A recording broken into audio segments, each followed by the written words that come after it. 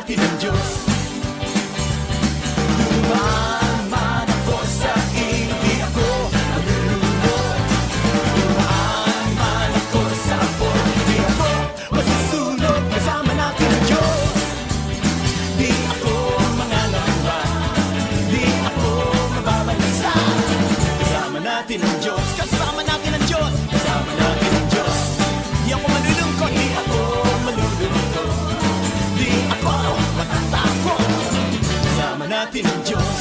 Dumaan man ako, dumaan man ako sa ilog, di ako malulunod. Dumaan man ako sa apoy, di ako masusunog. Kasama natin ang Diyos.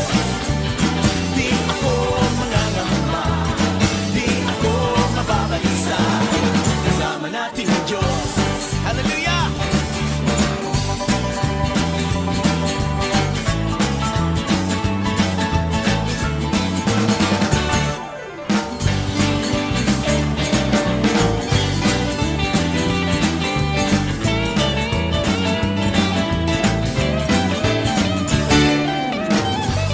Dumaan man ako sa ilog, dumaan man ako sa ilog, di ako malulunod. Dumaan man ako sa apoy, di ako masusunog. Kasama natin ang Diyos. Di ako mangangamba, di ako mababalisa. Kasama natin ang Diyos. Kasama natin ang Diyos. Kasama natin ang Diyos. Kasama natin ang Diyos. Kasama natin ang Diyos. Kasama natin ang Diyos. Kasama natin ang Diyos.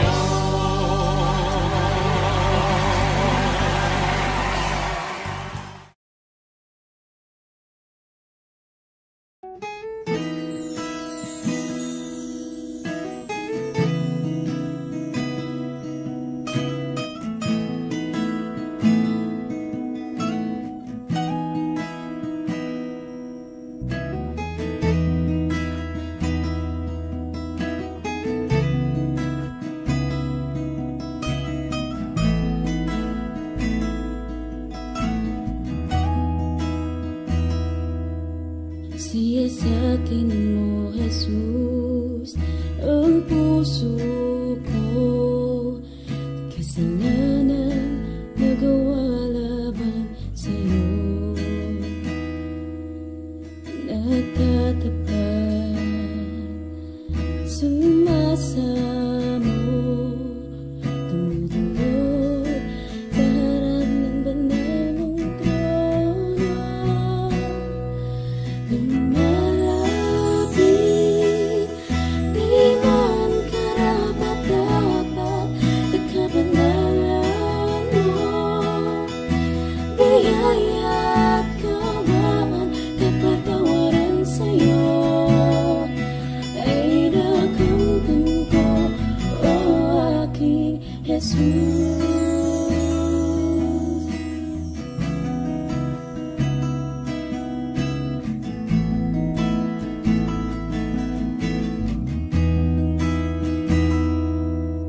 Siya sa akin mo, Jesus, ang puso ko.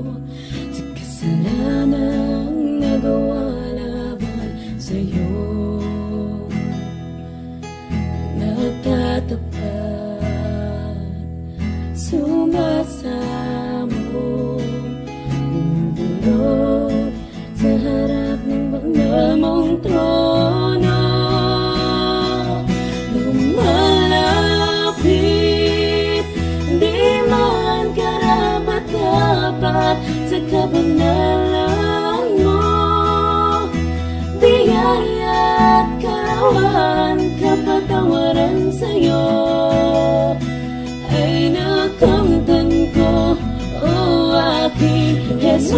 Malapit, di man karapat-dapat sa kabanalan mo. Biyaya at kawan, kapatawaran sa'yo ay nakamtan ko, o aking Jesus.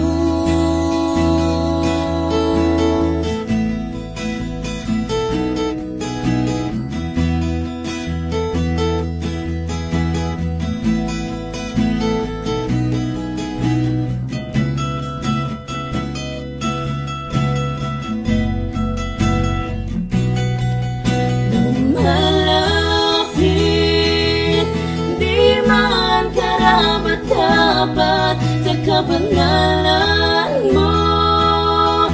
Biyaya, kawan, kapatawaran sa'yo ay nakamtan ko, o aking Jesus.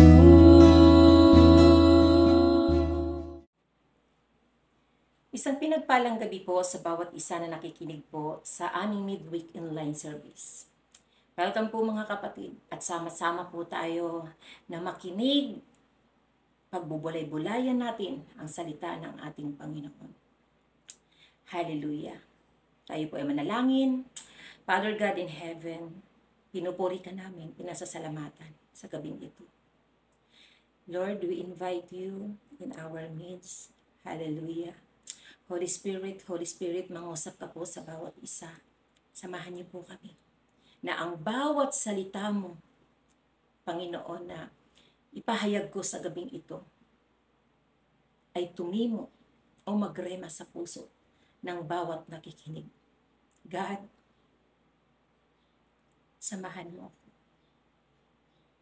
Inaamin ko, Panginoon, na hindi ko po ito kaya kung wala ka. Kaya nananangan lamang ako, Panginoon. Banal na Espiritu, lead me. Hallelujah. Ikaw ang magbukas sa aking mga labi. Pawang salita mo lamang, Panginoon, ang siyang lalabas sa aking mga labi. At ang dalangin ko, Ama, patuloy po na maranasan ng lahat po ng nakikinig sa gabing ito, Panginoon, ang presensya mo. God, salamat po. Salamat po ng marami. Kiniklaim ko na po, Panginoon, ang katagumpayan sa gawain ito. In Jesus' name, Amen. Amen. Hallelujah. Hallelujah. Ang tema po, mga kapatid, ng ating pagsulasuluhan sa gabing ito ay patungkol po ito sa Church Matters. Mga usapin patungkol sa simbahan o templo ng ating Panginoon. Sa aking introduction, nais ko pong magbigay sa inyo ng isang maiksing kwento na talaga pong very connected po sa mga usapin sa loob ng church. Pag sinabing usapin, for sure meron po yung bad side, good side, o mga agenda na para sa ikalalago ng church po natin. O mga agenda na hindi po kaaya-aya. At ito po ang ating alamin. Alamin po natin kung nalulugod kaya ang Diyos sa lahat ng usapin sa loob ng templo niya. Amen. Hallelujah. Ang sabi nga po dun sa isang kwento, na meron daw po isang babae na pumasok sa templo ng Panginoon. Nag-church siya. At yung paningin po niya ay nakapaikot. Tingin siya ng tingin sa mga tao. Pinagmamasdan niya kung ano yung mga pinaggagawa ng mga tao. In short, hindi na po siya nakakapakinig ng preaching. Kasi nag-o-observe po siya kung ano yung mga ginagawa ng tao. And then after that, ang dami po niya nakita. Siyempre dahil nga po, nakatingin po siya sa mga tao na sa loob ng templo. Bago po siya umuwi, kinausap po niya yung pare at ang sabi, pare o pastor. Sabi po niya, Pastor, hindi na po ako mag-church sa church na ito. At tinanong po siya ng pastor, at bakit naman sister? Ang sabi niya, ang dami po kasing mga taong nakaka-distract daw po. Mga taong hindi daw nakafocus, mga taong nagchichismisan or nagmamaritis daw sa loob ng templo ng Panginoon. Mga batang nagtatakbuhan, sobra daw siya nadidistract. May mga pananamit na hindi kaaya-aya. Ngunit ano ang sagot sa kanya ng pastor na ito? Ang sabi sa kanya, sige, bago ka magpaalam at hindi na mag-charge sa church na ito, kumuha ka ng tubig, punuin mo. At umikot ka sa buong church na ito. na wala dapat matatapon na tubig. Ah, sige po, sabi niya. Madali lang pala, sabi niya. Ginawa po ng sister na ito. Umikot po siya sa loob ng templo ng ating Panginoon. At syempre, dahil nga po, bawal matapon, nakafocus siya sa kanyang ginagawa.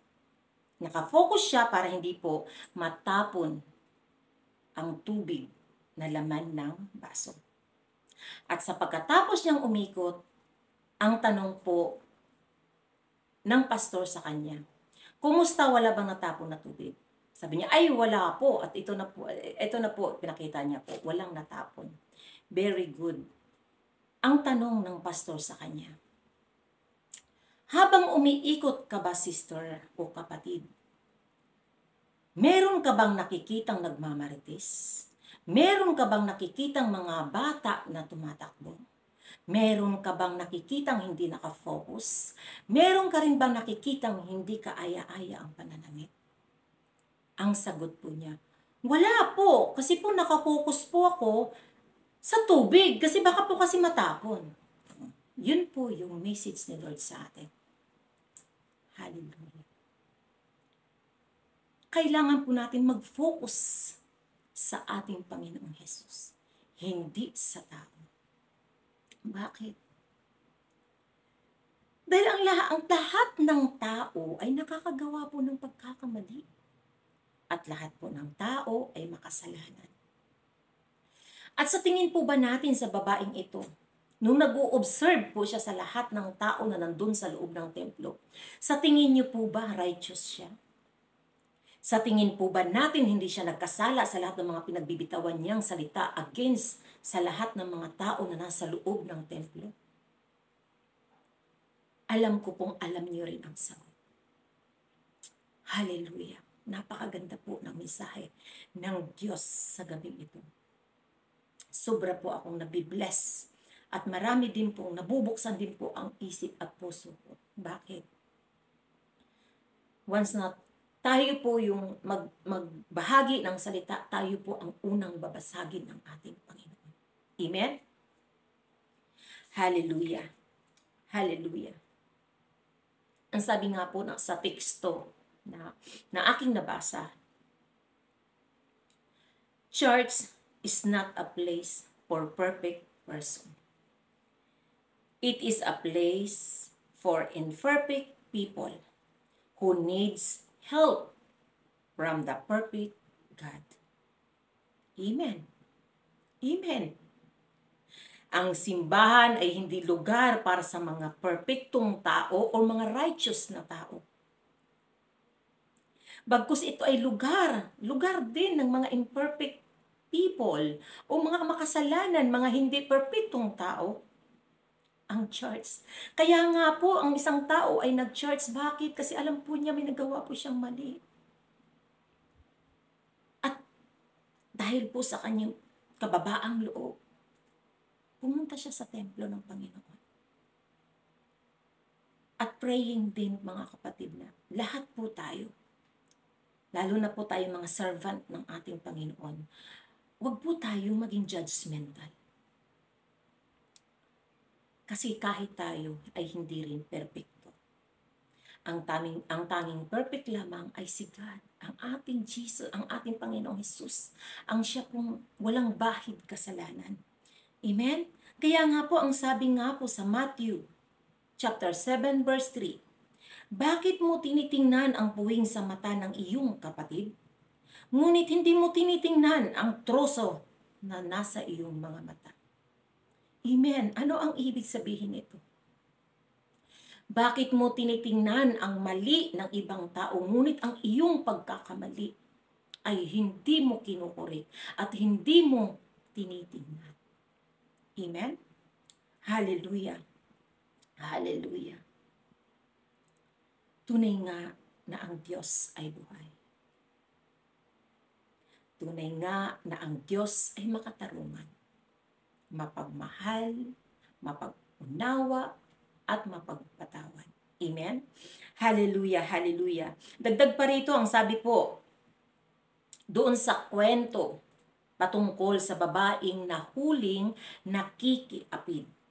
Matagpuan po natin ang kwentong iyon sa Juan chapter 8 verse 7 to 11. Ang sabi po rito, ayaw nilang tigilan ng katatanong si Jesus. Kaya't sila'y tiningnan niya at sinabi ang ganito, sino man sa inyo na walang kasalanan ang siyang maunang bumatos sa kanya. At muli siyang yumuko at sumulat sa lupa. Nang marinig nila ito, sila'y isa-isang umalis. Simula sa pinakamatanda, walang naiwan kundi si Jesus. At ang babaeng naroon pa rin sa harapan niya. Tiningnan siya ni Jesus at tinanong, nasaan sila? Wala bang nagparusa sa iyo? Wala po, Ginoo, sagot ng babae. Sinabi ni Jesus, hindi rin kita parurusahan. Humayo ka at huwag nang magkasala pa. So, kung atin pong alalahanin po, no, napaka po ng kwentong ito. Actually, mahaba po ito, pero kinuha ko lang po yung pinakamahalaga po. Isang babaeng nahuli po sa pakikiapid at gusto ng lahat ng tao ay batuhin siya ng batuhin, parusahan siya sa pamamagitan ng pagbabato sa kanya. Ngunit napakabuti ng ating Diyos. Sa kanyang sinabi na ang sino mang walang bahid kasalanan ay siyang unang bumato sa babaeng ito. Siyempre po wala po talagang babato. Bakit? Lahat po ng tao ay makasalanan. Yung mga sinasabing white lies, kasalanan pa rin yan. Kaya brothers and sisters, nawa iwasan na po natin ang mga bagay o usapin sa loob ng templo na hindi po kaaya-aya sa paningin ng ating Panginoon. At kung meron man nakagawa nito na bago pa ibinaba yung mensahe ng Diyos na ito, ngayon, alam na po natin na hindi nalulugod ang Diyos. Binibigyan po tayo ng pagkakataon ng second chance ni Jesus Christ, ng ating Panginoon, na humayop at huwag na pong muling magkasala pa. Kaya, etong gabing ito, sobra pong nakaka-bless ang mensahe ng Diyos. Although habang tayo ay nabubuhay sa mundong ito ay nakakaroon nga tayo ng kasalanan, ngunit alam na po natin, yung conviction sa puso po natin, dapat pairalin po natin yun. Kasi nakakahiya po sa ating Panginoon. Siya na walang bahid kasalanan, hindi po siya nagpaparusa agad-agad.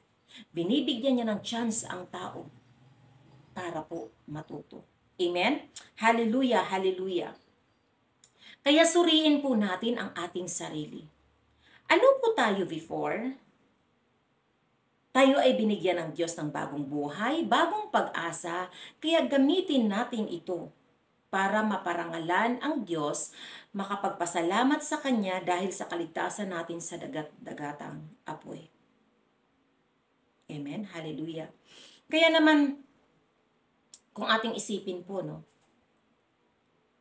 ano nga po ba talaga ang nais ng Diyos sa mga tao na nasa loob na ng church? O ano ba talaga ang nais ng Diyos sa kanyang templo? Kaya meron po ako 3 na bagay o katangian or dapat gawin sa loob ng templo ng ating Panginoon. Ang sabi po rito sa number 1, church mission. So bilang po tayo ay pinili na ng Diyos, ano po ba yung mission natin sa mundong ito?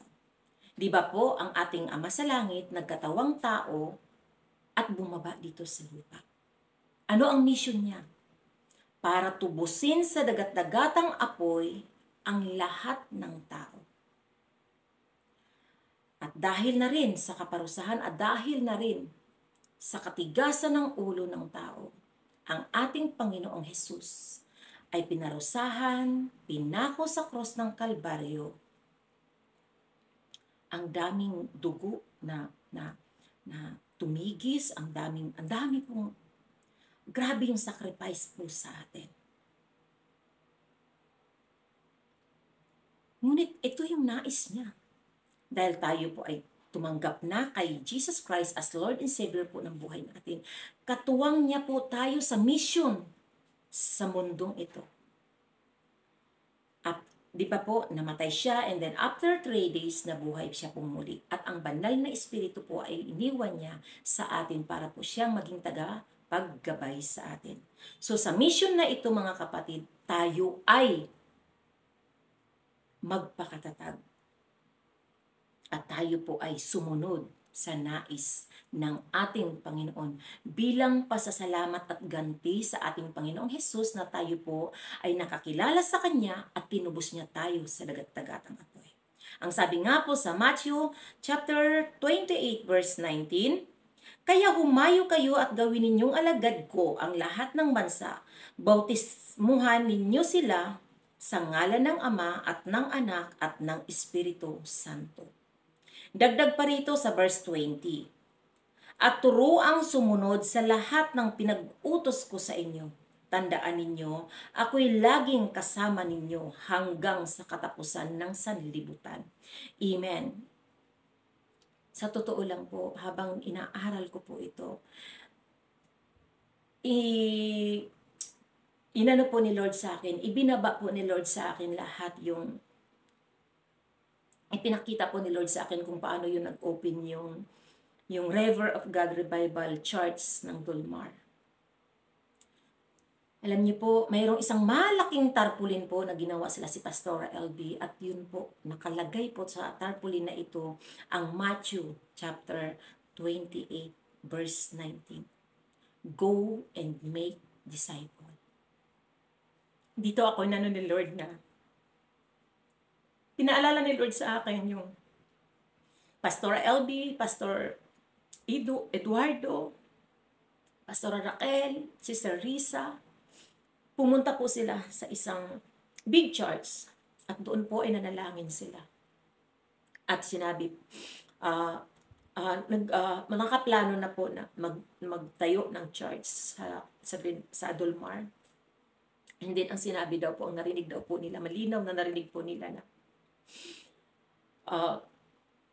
kung magtayo ng church, ngayon na. So, dito ko po na-imagine kung paano po pinili sila ng Diyos na mag-build ng church po.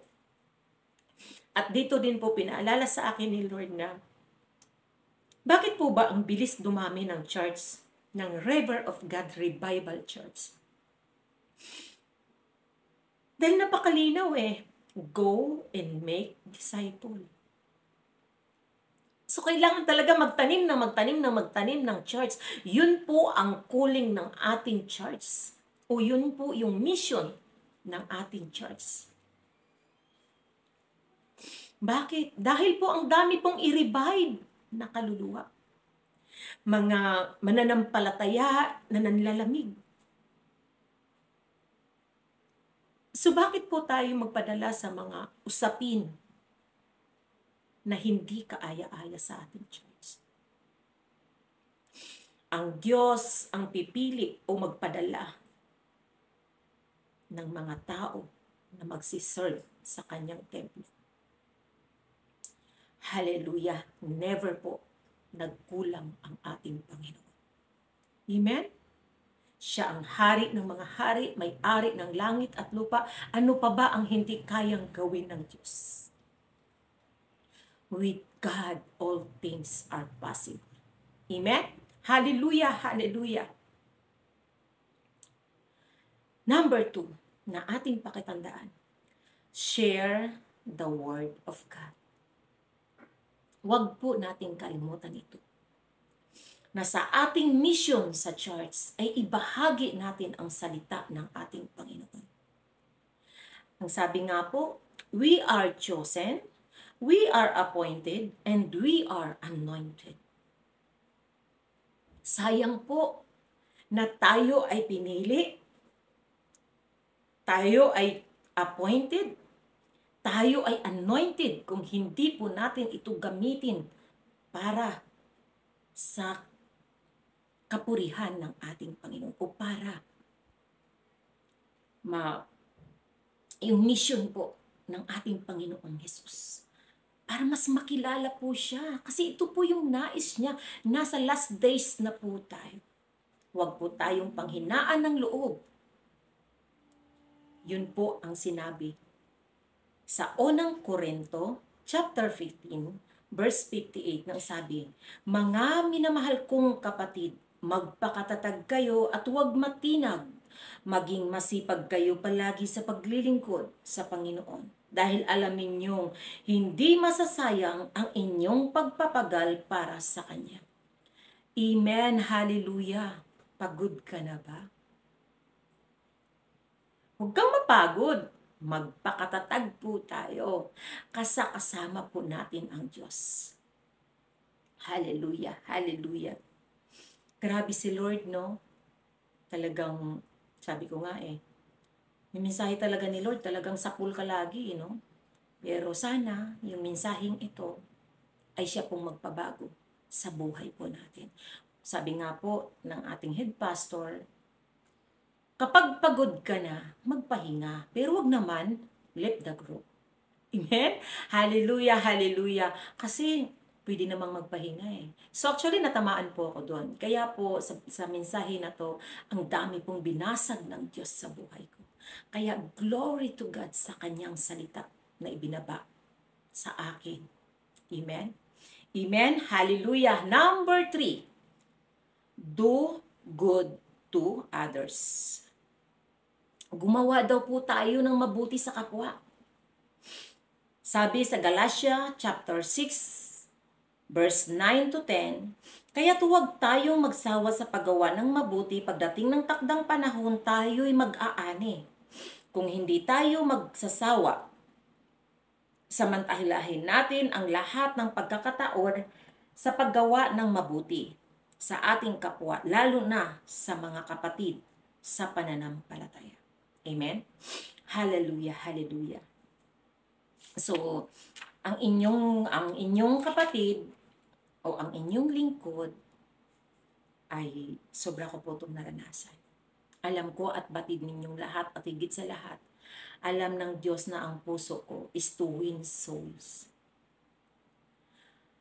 May mga bagay na sa sobrang mong paggawa ng mabuti sa kapwa, pati ikaw tinitira ka na or pinagsasalitaan, inuusig, ika nga. Inuusig ka na ng mga tao. Amen? Sobra po nakakaiyak po yung mensahe. Hallelujah. Usigin ka man ng tao, okay lang. Ang mahalaga, alam ng Diyos yung ginagawa mo. Yung buong puso na gusto mo maparangalan ang Diyos na kahit alam mo sa sarili mo na wala kang kayang ipagmalaki. Amen? Ano ba ang kaya kong ipagmalaki, mga kapatid? Wala. Walang-wala. Kasi hindi ako katulad ng iba na nakapagtapos ng 4 years course, ipinanganak sa mayamang lugar.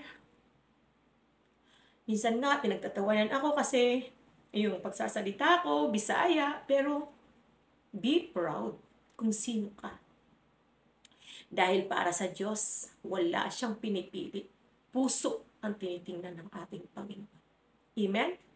Hallelujah! Kaya huwag po tayong magsawa na gumawa ng mabuti sa ating kapwa. Dahil balang araw, aanihin po natin ito. Balang araw, ani na lang tayo ng ani. Amen? Hallelujah! Hallelujah! Hallelujah! Oh, salamat Lord Father God. Hallelujah! At sa aking conclusion,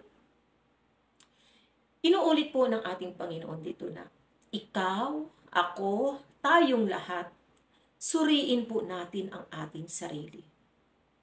Kung ano ba ang naibahagi nyo patungkol sa church matters o sa usapin patungkol sa ating simbahan. Ikaw ba ay sumusuporta sa church mission?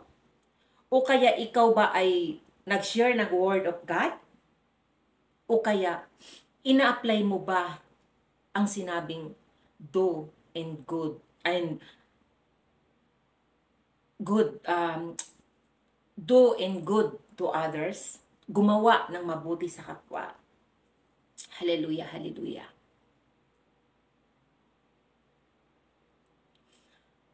Ngunit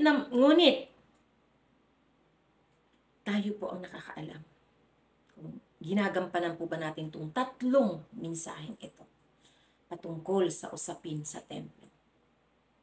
Huwag po nating kalimutan na we are chosen, we are appointed, and we are anointed. Kasama po natin ang banal na espiritu sa ating paglilingkod sa templo ng ating Panginoon. Alam niyo po, meron po akong nabasa na isang teksto po sa Facebook na sobra din po itong nakaka-bless po na ang sabi po rito, huwag mong tingnan yung kahinaan at kakulangan ng church mo.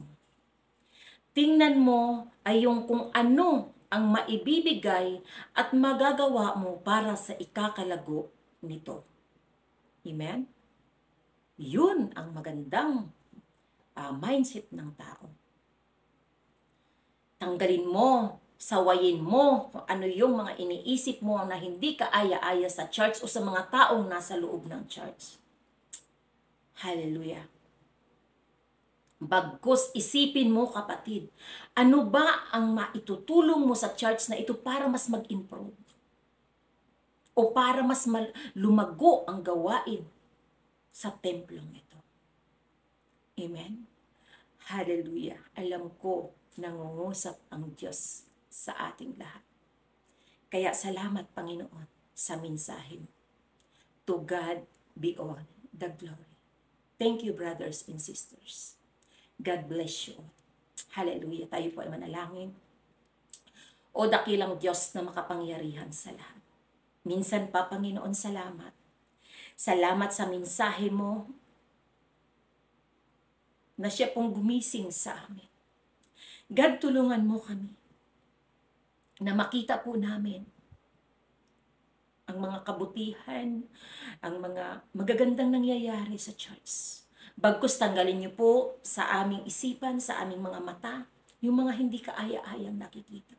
Dahil ang nais po namin, Panginoon, ay magamit ang buhay po namin para po sa ikalalago ng templo mo at sa gawain, Panginoon, ng templo mo. Tulungan mo kami, Ama, na matutong magpasakop sa lahat ng mga pastors at leaders and workers, Panginoon, sa church na ito, Panginoon. At ang dalangin ko, Ama, nawa, Father God, ang lahat po ng nandito sa prayer devotion na ito, Panginoon, ay magamit mo na, Panginoon, ang kanilang buhay, Father God, para sa mission mo, sa templo mo, Panginoon.